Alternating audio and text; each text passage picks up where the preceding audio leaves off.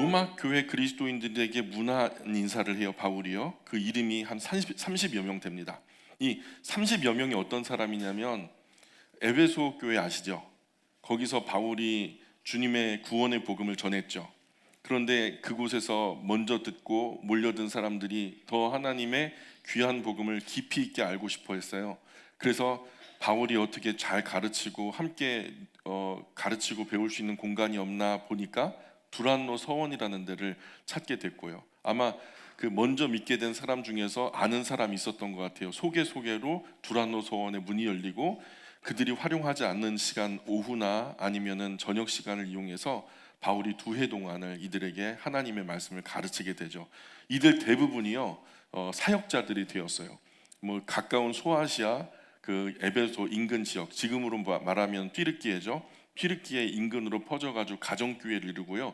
적지 않은 교회들이 자기의 집 거실을 오픈해가지고 그곳에 예수님을 구주와 주님을 영접한 사람들이 공동체의 모임을 갖고 가정교회를 시작했단 말이죠. 그리고 그 중에 적지 않은 사람들이요. 그때는 어느 제국이 세상을 지배하던 시절인지 잘 아시죠? 로마가 세상을 지배하던 시절이었잖아요. 그 로마가 세상을 지배하던 시절에 복음을 어디다가 떨어뜨려야지, 복음의 폭탄을 어디다 떨어뜨려야지 효과가 좋을까요? 로마에 떨어뜨려야죠. 우리 한국으로 보면 정말 폭탄을 터뜨린다는 비유가 좀 그렇긴 하지만 어디 떨어뜨려야지 효율성이 좋을까요? 서울 시내죠. 그러니까 이 구원의 복음을 떨어뜨린다면 서울 시내에다 떨어뜨린다는 이런 개념을 우리가 갖고 있잖아요. 그런 것처럼 바울 당시에도 이 구원의 복음이 세상 열방으로 퍼져나갈 수 있는 가장 효과적인 도시가 있다면 그것은 로마였어요. 로마는요 모든 길은 로마로 통한다는 말이 있듯이요. 로마가 퍼뜨린 그 인프라가 엄청났거든요. 그 모든 길로 로마가 영향력을 펼칠 수 있고 또 그 수많은 세금과 여러 가지 물품들을 다 로마로 실어 나를 수 있는 인프라가 구축되어 있으니까요. 이제 구원의 복음이 그 길로 로마를 통해서 열방으로 퍼져나가기를 원하는 그 마음 가지고 바울이 일찌감치 그 전도의 계획과 궁극적인 목적을 로마 교회에 굉장히 중요한 포인트를 뒀단 말이죠. 그래서 이 에베소에서 두란노 서원에서 2해 동안 마치 최초의 신학교죠. 여기서 하나님의 말씀을 제대로 가르친 거죠. 그런 믿음의 제자들이 적지 않게 적어도 30명 넘게 최소한의 인원으로요. 많게는 50명, 100명까지도 아마도 이 로마 제국, 로마 시내 곳곳에 흩어져서 주님의 복음을 전하는 그 사명을 감당했던 거죠.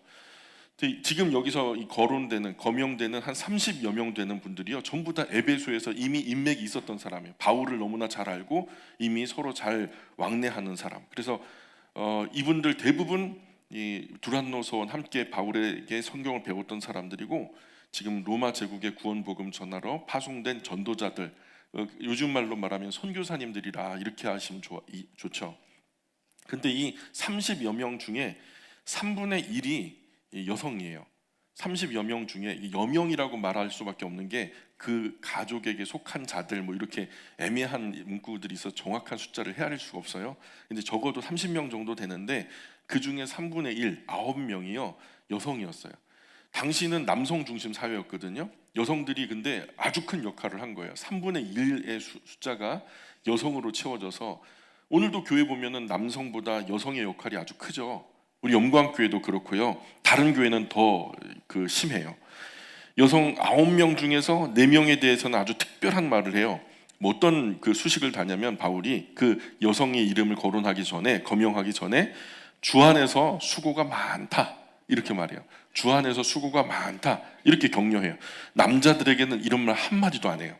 남자들은 뭘 했는지 모르겠어요. 여자들에게는요 주 안에서 수고가 많다 이런 말해요. 여자분께만 이런 특별한 격려를 하죠. 우리 교회도 여성 파워가 적지 않죠. 성경적이에요. 그게 이제 지금 로마의 상황을 보면은 지극히 정상이라는 거죠. 30여 명 중에서 5명은 노예 출신이었고요. 유대인은 3가정이 있었고요. 바울 친척도 3명 있었고요. 왕족, 귀족, 부자 이렇게 3명 정도 있었고요. 그리고 바울이 즐겨 사용하는 말들이 뭐였냐면 예수 안에서, 주 안에서 이런 말을 많이 써요. 그리고 나의 사랑하는 이라는 말도 4번 정도 쓰고 우리 형제, 우리 자매 이렇게 하면서 4번 정도 쓰고 바울이 이분들을 향해 그 말하는 특징이 있어요. 내가 그곳에 가서 사명 감당하는 것은, 너희가 그곳에서 사명 감당하는 것은 너희 뜻이 아니라는 거죠. 예수 그리스도 우리 주 안에서 창세전에 예정되어서 부르심을 받았다. 너희들은 존재적으로 하나님께서 해야만 하는 그 일들을 너에게 맡기셨고, 지금 너희들이 하고 있는 일이 그 일이다. 예. 아주 특별한 사명감을 고취시키죠. 그래서 예수 안에서, 주 안에서 이런 말을 9번, 합쳐서 9번 정도 쓰고, 우리 형제, 우리 자매, 우리 이런 것들은 특별한 동역자의 관계, 동역자 의식을 나타내는 거죠.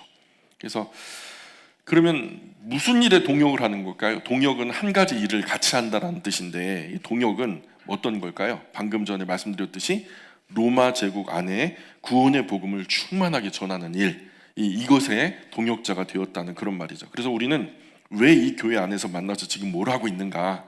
하나님 때에 하나님의 뜻을 이루기 위해서 우리는 이곳에 모여 있죠. 내 뜻 이루려고 이 자리에 있는 게 아니에요. 내 사업, 우리 가정, 나 잘 되기 위해서 이 자리에 있는 게 아니에요. 하나님의 선하신 때, 하나님의 선하신 뜻 이루기 위해서 우리는 이 자리에 모여 있어요. 그리고 하나님 때에 하나님의 뜻을 이루기 위해서 우리는 오늘 또 여러분의 각자 삶의 처소로 흩어질 거고요. 그것을 위해서 우리는 지금 주님 안에서, 예수님 안에서 만나서 하나님 말씀 듣고 있는 거예요. 왜냐하면 하나님의 뜻이 뭔지, 하나님의 때가 언제인지 분별하기 위해서. 그런데 로마 전도자들에게 몇 가지 문제가 있었어요. 서로 거룩한 입맞춤을 하지 않았다는 거죠. 진짜 입을 맞췄다는 얘기가 아니라 교제를 하지 않았다는 거예요. 그 선교사와 선교사, 전도자와 전도자가 서로 하나가 되지 못했다는 거예요. 로마서 12장에 보면은 우리가 지나왔으니까 잘 알죠. 그 강조점이 뭐였냐면, 자신을 살아있는 산 제물로 하나님께 드려라. 그것이 영적 예배다. 이렇게 얘기했잖아요. 그리고 우리 그리스도인은 다 각자 믿음의 분량이 다르다는 얘기를 했죠. 그리고 은사가 다 다르다는 얘기를 했죠. 이것을 이해하는 사람이 영적 예배를 드리는 예배자라는 거예요. 이것을 깨닫는 것이 큰 지혜라는 거예요. 우리가 이곳에 모여 있지만 인정해야죠. 뭘 인정해야 되냐면, 우리 각자는 믿음의 분량도 은사 분량도 다 달라요. 잘하는 것도 못하는 것도 다 달라요. 그럴 때 우리는 서로를 다 포용해 줄 수 있다는 거죠. 다르지만 하나 될 수 있는 이유가 바로 여기 있는 거죠. 그런데 지금 바울이 거명하는 30명의 전도자들은 서로 하나 되는 모습이 부족했다는 거예요. 그래서 로마서 12장 18절에서 뭐라고 말하냐면, 할 수 있거든 너희로서는 모든 사람과 더불어 화목하라, 이렇게 명령해요. 믿음의 분량이 다 각각 다른 사람들, 은사 분량이 다 각각 다른 사람들, 그런 사람들이 함께 하고 있었기 때문에 서로 이해해주고 포용해주면서 함께 가야 평화로울 수 있는 거죠. 그래서 바울은 내가 너희에게 권면한다, 내가 너희에게 권고한다, 이런 말을 하죠.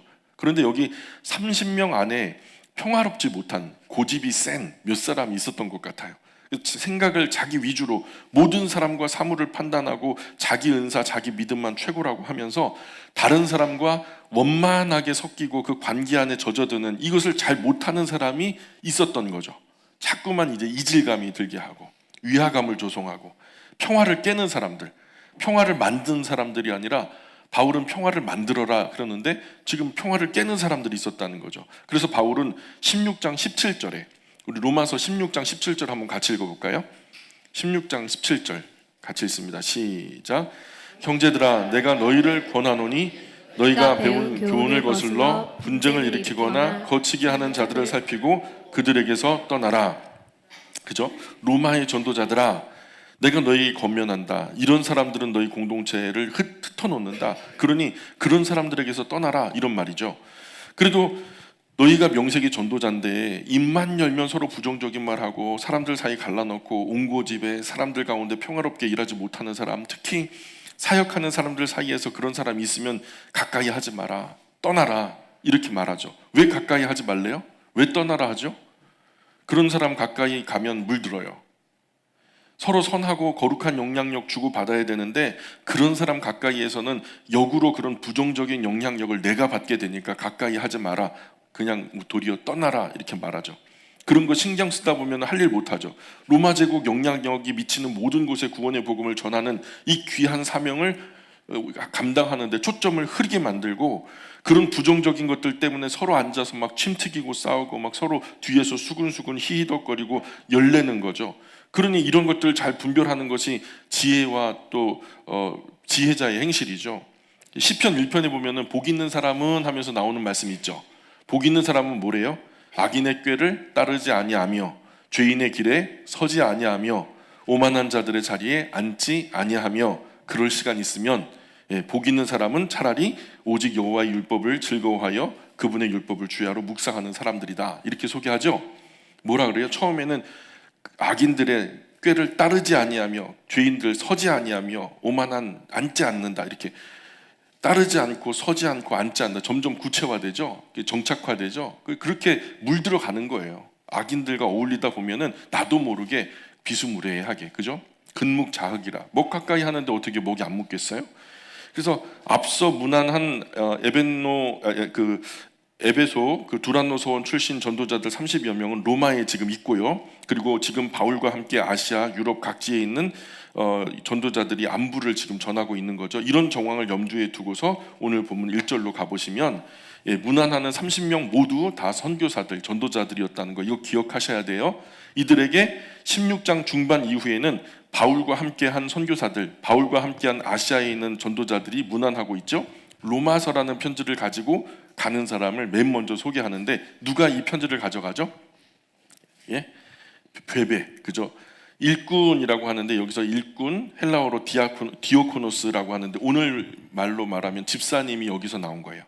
집사님. 그래서 베베라고 하는 여자 집사님인데 음역을 하면은 헬라어로 포이베라는 말은 순결하다. 그래서 순결함이라는 이름의 그 여자 집사님이시죠. 이분이요 하나님의 일을 하는 사람을 영접하고 전송할 때 그리스도인의 합당한 예절이 있다는 말을 해요. 그죠? 우리 교회가 어떤 목사님을 초대해서 말씀을 들을 때 우리가 대접해야 하는 합당한 예절이 있죠. 기본적인 예의를 갖추어라. 뭐 이런 얘기예요. 베베 집사님은 아주 호탕한 여성이었던 것 같고요. 예수님 믿는 것 때문에 어려움 당하는 여러 그리스도인과 또 바울 자신을 뒤에서 묵묵히 후견인처럼 돕고 그들의 보호자가 되기로 자청했던 분이에요. 그러면서 또 로마서를 로마 교회까지 전달하는 것을 보면은 바울이 아무나 신뢰하지 않거든요. 특별히 인격적으로 믿을 만한 분, 신뢰할 만한 분을 하기 때문에 인격도 참 믿을 만하고 실력도 대단한 여성이었던 것 같아요. 그리고 이후에 거명되는 그리스도인들은 아마도 로마 교회 그리스도인들과 함께 생활을 하던 사람들이었던 것 같죠. 그러니 한 사람 한 사람 이름 거명될 때마다 로마 교회에서 함께 공동체가 모여서 야 바울 목사님이 그 편지를 써보냈단다. 그래갖고 모여라. 그래서 같이 이제 이렇게 다 모여 있는 자리에서 낭독을 해주거든요. 낭독을 할 때 자 16장 3절 한번 볼까요? 한 사람 한 사람 이름 거명할 때마다 곁에 있는 사람들이 아하 너였어? 이 사람이 너야? 하면서 그 연관 관계 바울과 다 연관이 있는 거죠. 왜냐하면 에베소에서 함께 성경을 공부했으니까. 16장 3절입니다. 시작. 너희는 그리스도 예수 안에서 나의 동역자들인 브리스가와 아굴라에게 문안하라. 예, 4절도 있습니다. 시작. 그들은 내 목숨을 위하여 자기들의 목까지도 내놓았나니 나뿐 아니라 이방인의 모든 교회도 그들에게 감사하느니라. 예, 거기까지 할게요. 그래서 브리스길라 아굴라 여기 이제부터 30여 명 되는 베베 집사님 이름에도 동그라미 치고 사람 이름에는 한번 동그라미를 다 쳐보세요. 지금 여기 브리스길라 아굴라 나오죠. 브리스가라고 불러요. 프리스카 작은 노부인이란 뜻이에요. 브리스길라는 로마 귀족 여성이고요. 아굴라라고 하는 남성과 결혼했죠. 이 부부 이름이 6번 나와요. 그 중에서 4번이 아내 이름이 브리스길라가 먼저 나오고요. 유대인은 그렇게 안 하거든요. 무조건 부부가 이름을 만약에 써야 된다면 부부 이름 쓸 일도 없지만 부부 이름 두 사람 다 써야 된다면 먼저 남편 이름을 쓰는 게 그 예의거든요. 그런데 여기서는 아내 이름이 먼저 나왔다라는 것은 좀 이게 그 아내가 발벗고 나서서 그 이런 복음 전도의 일에 헌신되어졌던 사람이다라고 볼 수 있는 거죠. 그래서 아퀼라스라고 하는 독수리라는 사람 그 이름의 뜻이에요. 별 볼일 사람이 없는 사람이 아니에요. 그런데도 아마 남편보다 특심한 열심으로 복음 사역에 앞장서서 그렇게 먼저 거명됐던 것 같고요. 특별한 헌신으로 브리스길라가 주목받는 자리에 세워진 거죠. 근데 4절에 보니까 그들에게 감사하느니라. 그 다음부터 그들은 내 목숨을 위하여 자기들의 목까지도 내놓았나니 나뿐 아니라 이방인의 모든 교회도 그들에게 감사하느니라. 그리고 여기가 이제 4절 끝이 아니라 5절까지 가야 돼요. 이 문구가 지금 우리가 절을 나누는데 실수를 하셔가지고 여기 감사하느니라 여기에서 끊었는데 사실은 5절 들어가서 문안하라까지가 한 절이라고 보시면 좋아요. 그래서 또 저의 집에 있는 교회에도 문안하라, 여기까지가 이제 4절로 보시면 되죠. 그래서 잘못하면 에베네도의 집, 그 뒤에 나오는 에베네도의 집으로 오해될 수 있는데, 저희 집은요, 여기서 말하는 저희 집은 5절 첫 부분에 나오는 저희 집은 브리스길라 아굴라의 집이죠. 또라고 부르는 부사로 연결돼 있어요. 그게 어떤 것이냐, 앞에 브리스길라 아굴라에 대한 이야기라는 것을 연결해 주고 있는 거죠. 이 브리스길라 아굴라는 대단하게 훌륭한 분들이었죠. 바울이 2차 전도 여행 때 고린도에서 바울을 만나죠. 브리스길라 아굴라 부부도 바울도 둘이 똑같은 기술이 있어요. 어떤 기술이 있죠? 천막 만드는 기술이 있죠. 아마도 바울이요, 전도 여행을 하는 도중에 비용이 좀 부족했던 것 같아요. 그래서 아르바이트를 한다고 천막 만드는 기술을 가지고 업체에 들어가서 아르바이트를 한 곳이 아마도 브리스길라 아굴라 부부의 사업장에 가가지고 그 일을 아르바이트를 했던 것 같아요. 그래서 브리스길라 아굴라 부부 사업장에서 이 아르바이트를 열심히 했는데 또 꽤 솜씨가 좋았을 거예요. 그리스도인의 마인드로 만드니까 또 얼마나 꼼꼼하게 잘했겠어요. 그러니까 그들도 바울을 신뢰하고 바울도 그들을 신뢰하면서 서로 깊은 신뢰 속에 바울이 반드시 전하는 게 있죠. 예수 그리스도의 구원의 복음을 그들에게 전하죠. 브리스길라 아굴라 부부가 그 일 와중에 예수님을 구주와 주님을 영접하게 되었고요. 그 후에 이 부부는요, 완전히 인생이 180도 달라져요.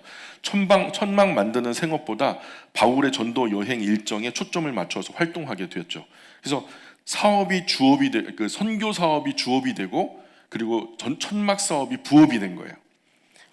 전도 사업을 위해서 천막 사업이 따라가는 그런 꼴이 된 거죠. 그리고 바울의 모든 어려움마다 앞장서서 바울 대신에 고난을 자청하고요. 심지어 어떤 상황이 있었는지 우리가 잘 알지 못하지만 바울이 죽을 상황이 있었던 것 같아요. 왜냐하면 나중에 보면은 바울이 고난의 이력서를 쫙 읊는데 죽을 뻔한 일들이 숱하죠.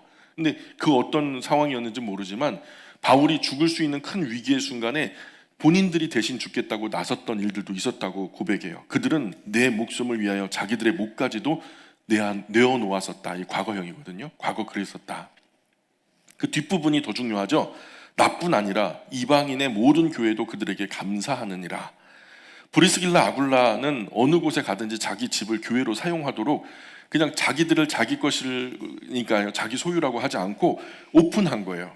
자기 가정을요, 좀 더 넓은 집을 구해가지고 사람들이 넉넉하게 모일 수 있는 공간을 확보해가지고 그곳을 예배할 수 있는 공간으로 스스로 오픈한 거죠. 그래서 에베소에 있을 때 에베소 교회도 따로 있었죠. 근데 그 브리스길라 아굴라 그 집에도 오픈해가지고 가정 교회로 열었다라는 것을 우리가 충분히 이제 성경 안에서 발견할 수 있고요. 로마에 갔어요. 근데 로마에서도 자기 집을 오픈하고 가정 교회로 오픈한 거죠. 그래서 큰 교회, 메인으로 세워지는 그런 어떤 더 많은 사람들이 모이는 교회도 있었지만 지역 따로 멀리까지 출타하기 어려운 사람들은 그 가정 교회를 중심으로 주일날, 안식 후 첫날 모여서 예수님의 교훈으로 함께 예배하며 말씀 읽고 기도했다는 거죠. 자, 그래서 우리도 사실 어디 가서 교회 있으면 좋죠. 그죠? 우리 가면 어디 가면 교회 있으면 좋은데 없으면 더 좋아요. 왜냐하면 여러분 이제 이사 가시고 어디 먼 곳에 가셔서 뭐 섬으로 가시거나 지방으로 가시거나 나는 귀촌할래. 귀촌했는데 그 마을에 교회가 없네. 그렇다고 거기서 막 3시간 4시간 걸려서 여기까지 오지 마시고요. 여러분 가정 그 거실을요, 십자가 하나 딱 붙여놓고 교회로 세우세요. 예, 그냥 이거 우리 교회다 이름 붙여놓고 거기서 한 사람이든 두 사람이든 먼저 시작해 보시는 거죠. 많이 모이게 하실 거예요. 그래서 결국에는 따로 예배 공간을 마련하도록 그렇게 개척하는 거죠. 그래서 매주 다른 거 할 거 없어요. 창세기부터 요한계시록까지 원만하게 전하는 66권 전체를 원만하게 전하는 정도의 실력자가 다 되셔야 돼요.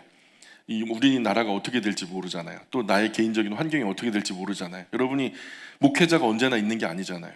우리 아버지들, 어머니들은 전부 다 제사장이 되셔야 돼요. 창세기부터 계시록까지를 원만하게 이해하고 전할 수 있고 함께 지도하면서 읽어줄 수 있는 그런 실력을 갖추셔야 돼요. 영광 어머니 아버지라면 아굴라 브리스길라 부부처럼 마땅히 그렇게 해야죠. 난 그럴 수 있다고 믿습니다. 이미 지금은 뭐 실전에 투입이 안 돼갖고 모르지만요, 이제는 그 홍콩 영화에 보면 그런 거 나오잖아요. 막 내가 얼마나 발전했는지 모르는데 원수하고 만나가지고 싸우는 도중에 내가 내공이 엄청나게 크더라 뭐 이런 거. 근데 지금 여러분 이미 가지고 있는 것들이요, 벌써 창세기부터 요한계시록까지를 숱하게 반복했거든요. 이 현장에 가면 느끼실 거예요. 내가 성경책을 펴고 그것을 한번 해보려고 실전에서 노력할 때 하나님께서 은혜 부어주시는 것을 크게 느낄 겁니다. 16장 5절 이후에 보면은 뭐라고 말해요? 내가 사랑하는 에베네도, 여기도 이름이 나오네요. 에베네도에게 문안하라. 그는 아시아에서 그리스도께 처음 맺은 열매니라. 보통 아시아다 그러면 에베소에 에베소. 그 바울은요 에베소를 아시아라고 불렀어요. 쉽게 말해서 그 아시아는 훨씬 더 넓은 지역이지만 오늘의 아시아가 아니에요. 소아시아 저 중근동에 있는 그런 작은 지역 튀르키예를 중심으로 그곳을 말하는 거죠. 여기서 에베네도는 에파이네토스라는 데 찬양 받으시다. 그래서 에베소 사람이에요. 근데 바울 서신에서 그 바울이 얘기하는 것은 아시아에서 맨 처음 예수님을 영접해서 변화된 사람이라는 거죠. 바울보다 먼저 이미 로마에 가서 사역하고 있었던 사람이었고, 그렇게 에베소에서 이 성경을 열심히 공부하고 바울보다 앞서 로마에 가가지고 구원의 복음을 전하던. 그래서 로마서 16장에 여러 유명한 그리스도인이 소개되는데 그 중에서 세 번째로 그 이름이 거명된 사람. 그리고 그 수식이 뭐예요? 내가 사랑하는, 이런 수식을 붙일 만큼 바울에게는 아주 특별한 사람이었다는 거죠. 처음 익은 열매는요 농부 마음에서 절대로 잊혀지지 않죠. 바울에게도 아마 이 에베네도가 그런 존재였던 것 같아요. 두라노 서원의 사역을 어쩌면 에베네도를 통해서 이루어졌는지도 모르겠다, 뭐 이런 생각을 해봐요.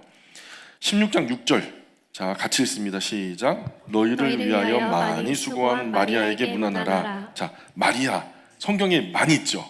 여럿 있어요. 구약으로 발음하면 이게 마리아가 미리암이에요. 미리암이 누구죠?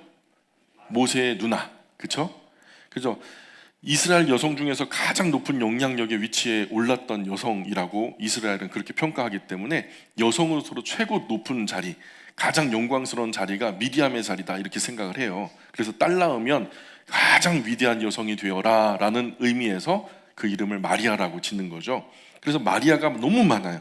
그래서 이분이 어떤 마리아인지 몰라요. 어쨌든 이 마리아라는 분이 로마 교회 안에서 꽤 많은 봉사를 맡아서 감당했던 어떤 마리아를 말하는 거겠죠.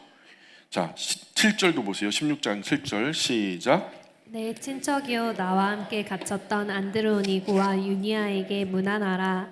그들은 사도들에게 존중이 여겨지고 또한 나보다 먼저 그리스도 안에 있는 자라. 안드로니고 유니아 부부예요. 부부인데 바울의 친척이라고 했고요. 그들은 사도들에게 존중이 여겨졌다. 이 말은 12사도와 함께 신앙생활을 함께 했었는데 바울의 친척으로서 바울보다 먼저 예수님을 믿은 사람들로서 이 사도들에게 그들의 신앙을 검증받은, 존중되어지고 존경할 만한, 나보다 먼저 그리스도 안에 있는 자라 이렇게 말하죠. 바울의 친척이었고 바울보다 먼저 예수님 믿은 사람으로, 많은 학자의 추측으로는 이 사람들은요 70인 제자 안에 속했던 사람들이다라고 주장하기도 해요. 그래서 유대 예루살렘에서 아주 유명한 분들이었던 것 같아요. 그런데 그런 분들이 로마의 선교사로 와 있는 거죠.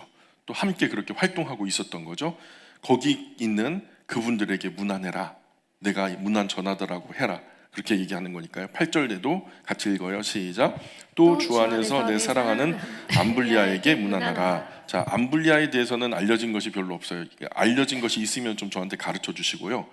바울이 주님 안에서 사랑하는 그리스도인이었던 것 같아요. 뭐 그 정보가 없으니까요. 애써 우리가 이것을 억지로 만들 필요는 없죠. 9절에도 읽습니다. 시작. 그리스도 안에서 우리의 동역자인 우르바노와 나의 사랑하는 스타고에게 문안하라. 우르바노, 스타구, 사도행전뿐만 아니라 성경 전체에 전혀 이름이 나오지 않아요. 여기 딱 한 번 나와요. 바울과 함께 일하는 동역자 정도로 설명되고 있고요. 우리가 성경에서 바울 이야기를 통해 알고 있는 사람보다도 훨씬 더 많은 사람들이 바울의 사역과 연결되어 있다는 것을 알 수 있어요. 어쩌면 여기에 이름이 거명되지 않은 사람들이 훨씬 더 많을 거예요. 그렇죠? 그래서 여기 이제 지면에는 나타나지 않지만 천국에서 아주 크게 기억될 이름들도 숱하게 많을 거라고 여겨져요. 자, 16장 10절 11절 같이 읽습니다. 시작. 그리스도 안에서 인정함을 받은 아벨레에게 문안하라. 아리스토블로의 건속에게 문안하라. 내 친척 헤로디온에게 문안하라. 나기수의 가족 중 주 안에 있는 자들에게 문안하라. 예, 에벨레는 그리스도 안에서 인정받았다는 거죠. 어떤 모습, 어떤 이유로 인정을 받은 것인지는 잘 알 수가 없어요. 또 아리스토블로와 헤로디온 같은 경우에는 헤롯 가문 사람이에요. 그러니까 이름 자체가 그런 헬라 그 분위기를 풍기고 있죠. 이런 사람들도 전도해서 예수님 영접하게 된 거고요. 여기서 권속이라는 말이 나오죠. 권속이라는 말은 가족, 가문, 또 그에게 속한 사람들을 권속이라고 말해요.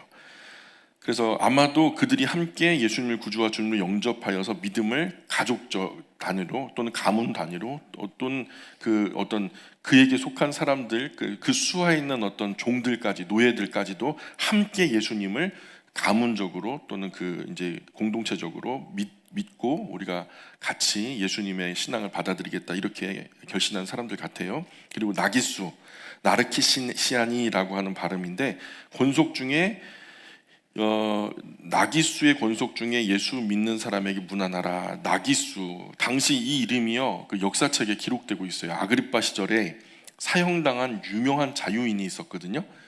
유명한 자유인이 있었는데 아마 그 사람에게 속한 그 사람에게 속한 가족 가문의 사람들에게 문안하라. 아마 그 사람은 그렇게 죽고 그런 그에게 속한 사람들이 있었는데 예수님을 구주와 주님을 영접하면서 가문적으로 신앙을 갖게 된 그런 가문 같아요. 12절에도 볼까요? 12절 계속 읽습니다. 시작. 주 안에서 수고한 드루베나와 드루보사에게 문안하라. 주 안에서 많이 수고하고 사랑하는 버시에게 문안하라. 예, 두루베나 튀르파이나라는 게 섬세하다. 어떻게 여성 같아요? 남성 같아요? 예? 여성 같아요? 남성? 섬세하다. 두루보사, 튀르포사라는 발음인데 이건 우아하다. 하나는 섬세하다, 하나는 우아하다. 어때요? 자매 같아요? 형제 같아요? 제가 볼 때는 자매예요. 자매인데 아마 쌍둥이였을 가능성이 있다. 쌍둥이가 아니어도 또 이렇게 이름을 쌍으로 지은 거 보니까 뭐 연년생일 가능성도 있겠다 이런 생각이 들어요. 그래서 주 안에서 많이 수고하고 사랑하는 버시에게도 문안하래요. 버시, 페르시스. 많이 수고하다는 말이 헬라어로 기진하기까지 수고하다. 그러니까 탈진하기까지 수고했다. 누가요? 버시가 그랬대요. 하나님 일을 하는데 지쳐 탈진하기까지 수고했던 것 같아요. 그런 장면들을 여러 사람이 목격한 것 같고 이미 바울에게 귀까지 들렸으니까요. 참 그렇게 고생했던 버시에게도 문안하라. 13절에 시작. 주 안에서 택하심을 입은 루포와 그의 어머니에게 문안하라. 그의 어머니는 곧 내 어머니니라. 네, 루포스 불다. 그의 어머니. 바울이 그 어머니는 내 어머니라고 하는 거 보니까 루포의 어머니는 연세가 좀 많으시겠죠. 적어도 바울보다는 연세가 많은 거잖아요. 바울이 어머니라 부를 정도니까. 루포가 또 한 번 나오는데 여러분 기억하실 거예요. 알렉산더와 루포의 아버지 누굴까요? 알렉산더와 루포의 아버지 구레네 사람 시몬. 그쵸? 예, 맞아요. 그 루포가 이 루포예요. 예, 여러분이 잘 아는 구레네 시몬, 예수님 십자가 대신 지고 올라갔던 그 두 아들 알렉산더 루포였고요. 그렇다면 여기 그의 어머니는 구레네 시몬의 어떻게 될까요? 구레네 시몬과 부부죠. 아내 되는 사람이겠죠. 그죠? 그래서 시몬은 안디옥의 삶의 거점이었어요. 그런데 로마까지 갔다는 거죠. 그때 예수님을 만나고 대신 십자가 지고 거기서 굉장히 큰 어떤 인사이트를 받은 거죠. 예수님의 대신 죽으시는 그 대속의 죽음을 자기 눈으로 직접 목격한 사람 아니겠어요? 그러니 그 은혜가 얼마나 컸겠어요. 그래서 완전히 물과 성령으로 거듭나서 예수님 영접한 이후에 예수님 위해서 살고 죽겠다 이런 생각하고 로마로 떠난 거죠. 거기에서 복음의 폭탄을 터뜨리겠다. 이 폭탄 터지면 많은 사람이 죽는 게 아니라 많은 사람이 사니까요. 더 많은 사람 살리려고 로마까지 가는데 당시 로마 제국 당시에 세계 3대 도시가 로마, 알렉산드리아, 안디옥이었거든요. 근데 안디옥에 그래도 적지 않은 큰 도시에 살았던 사람이지만 그래도 제일 큰 도시인 로마 시내에 가가지고 구원의 복음을 전하겠다. 우리로 보면은 부산 살다가 서울 가가지고 복음 전하겠다 그런 얘기죠. 왜요? 예수님 구원의 복음 전하러 선교하러. 바울이 안디옥에서 사역하는 동안 알렉산더 루포의 어머니가 자기 아들들처럼 바울을 살뜰하게 챙겼던 거죠. 뭐 밥도 챙겨주고 밥은 드셨어요? 뭐 그 땀 묻은 것 좀 빨래 좀 내려놓으세요. 좀 내가 빨래 해가지고 내일 널어놓으면 그거 입고 나가시고요. 아마 섬세하게 잘 챙겨주고 도와주신 것 같아요. 어른들 말이 착하게 산 끝이 있다 뭐 이런 말씀 하시더라고요. 정말 이 동네에서도 소문난 이 덕이 있는 분들, 참 그 선행과 복이 덕이 되어서 자기에게 돌아온다는 말을 그렇게 하시더라고요. 바울이 참 어려울 때 큰 도움 주신 덕이 있는 그런 고마운 분이 바로 그 루포와 그의 어머니였던 거죠. 14절 계속 읽어볼게요. 시작. 아순그리도와 블레곤과 허메와 바드로바와 허마와 및 그들과 함께 있는 모든 형제들에게 문안하라. 아는 사람 있어요? 저도 잘 모르겠어요. 아무리 찾아봐도 주석에도 안 나오고 그 과거 고고학 역사 자료에도 찾아봤는데 뭐 추측은 많이 하지만 그것을 감히 강단에서 올리기는 좀 죄송스럽고요. 다 잘 모르는 사람들이죠. 성경사전 찾아봐도 뭐라고 표현되고 있냐면 로마의 한 그리스도인 이렇게 표현되고 있어요. 예, 바울이 이런 사람들 잘 알아서 문안했나 보다 이렇게 생각하면 되겠죠. 15절 16절 계속 읽어볼게요. 15절 16절 시작. 빌롤로고와 율리아와 또 네레오와 그의 자매와 올른바와 그들과 함께 있는 모든 성도에게 문안하라. 너희가 거룩하게 입맞춤으로 서로 문안하라. 그리스도의 모든 교회가 다 너희에게 문안하느니라. 예, 이렇게 16절까지가 한 문단이에요. 이제 17절부터는 마지막으로 할 말이 몇 마디 있다 하면서 하는 말들, 그리고 바울 쪽에 있는, 지금은 로마에 있는 선교사들에게 문안을 전한 거고요. 이제는 여기에 누가 문안을 전하더라 그런 얘기를 하게 되는데, 그런 얘기 전에 잠깐 바울이 할 말이 있어서 그런 말들을 하죠. 그래서 앞서 드렸던 이들을 향한 바울의 염려, 그들의 문제에 관련한 말들을 이제 하죠. 우리가 아까 읽었던 17절 말씀이 그 다음에 나오죠. 또 한번 읽어볼게요. 17절 시작. 형제들아, 내가 너희를 권하노니 너희가 배운 교훈을 거슬러 분쟁을 일으키거나 거치게 하는 자들을 살피고 그들에게서 떠나라. 예, 로마 교회 안에서 전도자들 사회에서도 선교사님들 사회에서도 돌아다니면서 분쟁 일으키는 사람이 있었죠. 그리고 그렇게 분쟁 일으키고 로마 제국 복음 전하는 일에 거치게 해가지고 지장을 초래하고 사람들 멀리하고 막 떠나라는 거죠. 그런 사람들 자꾸만 가까이 하면 이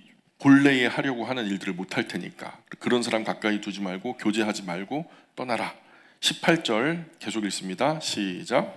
이 같은 자들은 우리 주 그리스도를 섬기지 아니하고 다만 자기들의 배만 섬기나니 교활한 말과 아첨하는 말로 순진한 자들의 마음을 미혹하느니라. 아멘. 그때만 아니라 지금도 이런 사람 많죠. 뭐 복음 전도 사역한다, 교회를 한다, 목회를 한다, 뭐 여러 가지 선교를 한다는 말이 있지만은 선교사님들 중에도 가짜가 많고요. 목사들 가운데서도 가짜가 많습니다. 그래서 먹사라고 하죠. 예.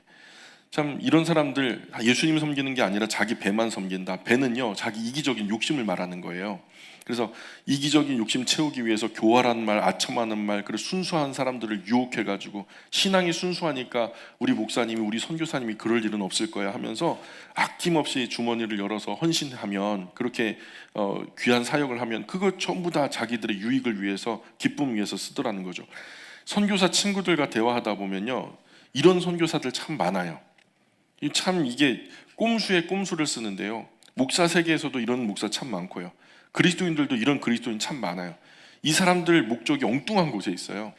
하나님의 나라의 확장, 뭐 하나님의 나라의 그 나라를 위해서 일한다기보다는 뭐 자녀 교육 또는 노후 보장, 어떻게 쉽고 가볍게 선교하고 그렇게 목회하고 폼나게 은퇴해가지고 노후에 잘 먹고 잘 살지, 뭐 거기에 온통 관심이 쏠려 있죠. 이런 선교사님, 이런 목사님들과 대화하다 보면은 도무지 그분들이 천국을 가고 싶어 하는가, 천국에 소망이 있을까, 이런 의구심이 들 정도로 전혀 천국 소망이 보이지 않아요.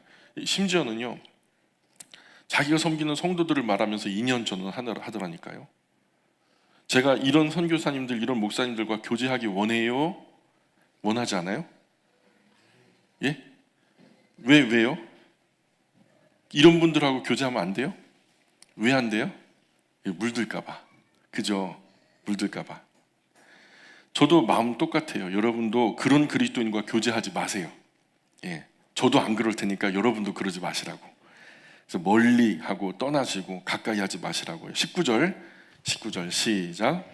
너희의 순종함이 모든 사람에게 들리는지라 그러므로 내가 너희로 말미암아 기뻐하노니 너희가 선한데 지혜롭고 악한데 미련하기를 원하노라. 그러나 여러분은 그들과 다르게 신실한 신앙으로 진실하고 견고하다는 것을 온 세상이 다 알고 있습니다. 그러니 저는 그저 기쁠 따름입니다. 저는 언제나 여러분이 옳은 일에 현명하게 처신하고 어떠한 악에도 물들지 않는 사람이 되기를 소원합니다. 이렇게 말하죠. 20절 계속 읽을게요. 시작. 평강의 하나님께서 속히 사탄을 너희 발 아래에서 상하게 하시리라. 우리 주 예수의 은혜가 너희에게 있을지어다. 예, 평화의 하나님께서 사탄을 곧 여러분 발밑에 짓밟게 해주실 것입니다. 우리 주 예수님의 은혜가 여러분에게 곧 있을 겁니다. 이런 얘기를 해요. 그리고 이제 바울과 함께 발신자 쪽에 서 있는 전도자들, 선교사님들의 문안을 이제 전하죠. 맨 먼저 바울 곁에 가장 어떤 가까운 사람, 그 바울이 생각하기에 자기 다음으로 좀 그 거명되는 그 이름은요, 중요한 이름이겠죠.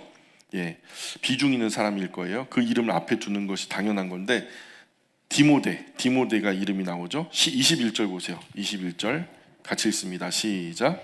나의 동역자 디모데와 나의 친척 누기오와 야손과 소시바더가 너희에게 문안하느니라. 예, 디모데가 먼저 나오는데 오늘 제가 디모데 이야기를 조금 하려고 해요. 디모데가 언제 예수님 믿었을까요?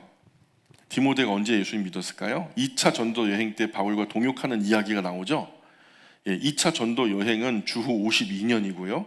그러니까 지금 우리 계산하는 지금 연도로 해서 52년도예요. 52년도에 바울과 함께 전도 여행을 했다라는 기록이 성경에 나오고요. 그런데 바울이 디모데를 만난 건 언제일까요? 디모데를 만난 거는 1차 전도 여행 때예요. 그보다 앞서서 1차 전도 여행 중에 디모데의 고향인 갈라디아 지방 루스드라 더베까지 올라가게 되죠.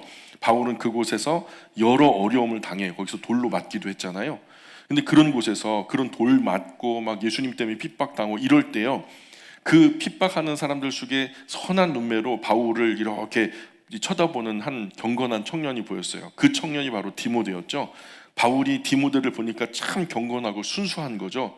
게다가 그 외할머니 로이스, 그 어머니 유니게 이 두 분 아래 디모데가 아주 경건하게 자란 거죠. 아버지는 헬라 사람이에요. 별 특별한 언급이 없어요. 성령께서 바울의 눈을 들어서 신앙이 돈독하고 인격적으로 훌륭한 두 어른을 보게 하죠. 성령님은 바울과 함께 특별하게 동역할 사역자로 디모데를 부르신 것을 알게 하셨죠. 바울이 디모데를 만났을 때 디모데는 그리스도인이었어요? 아니었어요? 그리스도인이었어요? 아니었어요? 디모데는요, 모태신앙이었어요. 어머니 뱃속에서부터 신앙을 가졌던. 그래서 아버지 친가보다는 외할머니, 어머니의 거룩한 영향력을 더 많이 받았죠. 바울이 2차 전도 여행 시작하면서 사도행전 16장에서 보면은 제일 먼저 디모데에게 달려가요. 다른 데 안 가고 디모데에게 달려가고 좌우당간 하여튼 그 바울은 못 말려. 목표가 보이면요, 좌우 안 분별 안 하고 막 달려가거든요. 바로 디모데를 동역자로 세워요. 그리고 디모데에게 바울도 자신을 따르라. 야 디모데, 너 나 따라. 귀한 사역, 너 남은 삶을 정말 의미 있게 해줄게. 나를 따라라. 예수님이 그러셨던 것처럼 그렇게 부르셨을 거예요. 근데 또 그 옆에 있었던 외할머니나 그리고 로이스나 어머니 유니게도 바울 기꺼이 따르라는 거예요. 내가 복음을 들어보니 그분 허튼 말 하는 분 아니고 정말 열심히 하나님의 복음을 전하는 사람 같은데 아마도 그분들이 기도하는 분들이라 그것을 귀하게 여긴 것 같아요. 그래서 디모데의 소명, 그 콜링이 참 특별하게 많이 등장하는데 디모데의 소명은 특별한 말이 없어요. 이때부터 그냥 그저 바울을 순교하는 그 순간까지 함께 다녀요. 주후 50년에서 58년, 한 68년. 바울이 68년도에 순교를 당했으니까요. 그러니까 지금 50년에 만났고요. 68년도에 순교할 때까지 바울을 따라다녔으니까 몇 년 동고동락한 거죠? 18년 정도. 예, 그죠? 그리고 주후 68년에 바울이 죽은 후에 디모데는 주후 90년에 순교를 또 당하거든요. 그러니까 바울이 죽은 후 외로운 목회를 22년간을 더 하다가 순교를 당하죠. 그야말로 바울이 영으로 낳은 아들 같은 존재, 디모데에게 바울은 영의 아버지 같은 존재. 그래서 너는 내가 영으로 낳은 아들이다. 직접 바울이 그렇게 말할 정도였죠. 그런데 왜 바울에게 하나님께서 디모데를 붙여주셨을까요? 바울은 거대 로마 제국 그 복음을 전하기 위해서 택한 창세전에 택하시고 정하신 그릇이라고 예수님께서 분명히 말씀하셨고요. 바울 같은 거장에게 디모데 같은 신실한 조력자, 어시스턴트가 필요했던 거죠. 아무도 혼자 이 거룩한 사명을 하도록 허락하지 않으시죠. 내가 혼자 했는데 이렇게 엄청난 성과를 거뒀다. 어떤 일이 벌어질까요? 사람은요, 누구나 교만해져요. 그래서 하나님은 바울 곁에 신실한 조력자 디모데를 세우시죠. 이 또한 하나님의 계획이었어요. 바울을 택정하신 하나님은 또한 그 사역을 위해 디모데도 택정하신 거죠. 그래서 하나님은 디모데를 만들기 위해서 디모데 어머니, 외할머니까지도 이미 그렇게 준비하고 계셨던 거죠. 디모데 후서 한번 볼까요? 제가 한번 읽어드릴 테니까 한번 들어보세요. 디모데 후서 1장 3절로 5절입니다. 디모데 후서 1장 3절로 5절입니다. 내가 밤낮 간구하는 가운데 쉬지 않고 너를 생각하여 청결한 양심으로 조상적부터 섬겨오는 하나님께 감사하고 내 눈물을 생각하여 너 보기 원하면 내 기쁨이 가득하게 하려 함이니 이는 네 속에 거짓 없는 믿음이 있음을 생각함이라. 이 믿음은 먼저 내 외조모 로이스와 내 어머니 유니게 속에 있더니 네 속에도 있는 줄을 확신하노라. 자, 두 가지 특별한 성품을 얘기하는데요. 첫 번째는 청결한 양심. 따라해 보실까요? 청결한 양심. 두 번째는 거짓 없는 믿음. 예, 다시 한번 청결한 양심, 거짓 없는 믿음. 근데 이게 어디 있었던 거래요? 자, 이 믿음은 먼저 내 외조모 로이스와 내 어머니 유니게 속에 있었던 거다. 그런데 이제 네 속에 있는 줄로 확신한다. 이렇게 말하잖아요. 그러니까 누구한테 얻은 거예요? 외할머니, 어머니에게서 물려받은 경건한 신앙이라는 거, 그런 성품이라는 거죠. 그래서 성경은 항상 외갓집을 중요하게 여겨. 어머니 계열. 어머니가 누구냐? 아버지는 뭐 그냥 아이들의 성품은 언제 완성된대요? 아이들은 언제 성품이 완성된대요? 영유아 시절에 다 완성된다 그러죠. 근데 아이들이 어려서 주로 누구 무릎 위에서 자라요? 어머니. 그래서 아이들 양육에 어머니 역할이 정말 중요하죠. 거의 절대적이죠. 아버지는 밖에 나가서 아이들 밥 굶지 않도록 그냥 열심히 밥 벌어 먹이고 퇴근 꼬박꼬박 잘 해가지고 집으로 돌아오는 거죠. 그리고 아이들하고 재밌게 놀아주는 것 정도면은 충분하죠. 네, 어머니들만 따라하세요. 내 아이는 어머니들만 따라하시라고요. 죄송해요. 어머니들만 따라합시다. 내 아이는 나 닮았다. 신앙까지도. 예, 다시 한번 왜 좀 그래요? 내 아이는 나 닮았다. 신앙까지도. 섬뜩해요? 그래서 울어야 해요. 예수님도 어머니들께 울래요. 예루살렘의 딸들아, 나 위에 울지 말고 너와 너희 자녀 위에 울어라 말씀하셨죠. 자녀 신앙 위에 울어보지 못한 어머니는요, 진짜 창피한 엄마예요. 기도 안 해도 좋아요. 로이스 유니게처럼 청결한 양심, 거짓 없는 믿음 충분하죠. 이 물려받을 좋은 성품에 하나님 은혜까지 덧입으면 하나님께서 내 자녀 귀하게 쓰시는 것처럼, 누구처럼? 예, 디모데처럼 그렇게 들어 쓰시겠죠. 바울도 디모데 같은 성품의 조력자 붙어야 바울이 복된 사람이 되는 거죠. 만약에 바울 곁에 디모데 없었으면은 바울 아마 그 일들 반도 못했을 거예요. 이 조력자가 디모데 같은 성품이 아니었다면 이 크고 위대한 일 못했을 거예요. 앞에서 잘하는 것처럼 하고 뒤에서는 또 딴짓하고 그 불평불만 이간질 사역하면 정말 어렵죠. 머리 복잡해서 이 귀한 서신들도 아마 쓰지 못했을걸요. 로마의 전도자들에게 이 귀한 복음을 전달하지도 못했을 거예요. 그래서 앞뒤가 똑같은 조력자 정말 귀하죠. 어쩌면 그 성품이 바울보다 더 탁월했을 거예요.